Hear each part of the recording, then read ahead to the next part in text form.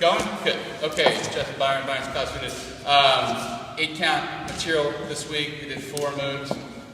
First one, we're going to demo all 4 of these. We'll do it in a couple different angles.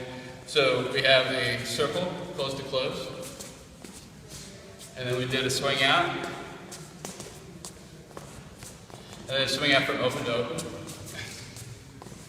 And then a circle from open to close. And I'm going to talk first about some of the technique points that I worked with the leads on. The first thing is, on almost all of these moves, we're crossing the line from 3 and 4. Right? So my movement is this way. I'm going to do it this way. So I'm really thinking about this direction, 5. And that's 5 1 minute. It's really important. I'm releasing, but then I'm also redirecting my moment to come back here so that I can come back to 7 and 8. So one more time, it looks like this: 1, 2, 3, and 4, 5, 6, 7, 8. Right? That idea of this way and then that way. And a lot of times when we started, when we were doing this solo footwork on 7 and 8, and that's so that we get that idea of moving backwards. We're going 7 and 8, 1, 2, 3, and 4, 5, 6, 7, and 8, 1.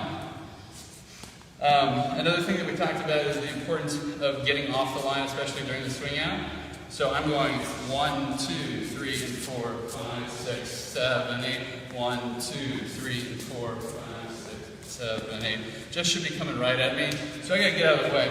So I'll tend to rock step more or less straight back and then kind of sneak over with that second foot so that I can then come around on the 3 and 4. I think the footwork is similar in all these moves, and it's all 8 count footwork. Step, step, triple step, step, step, triple step.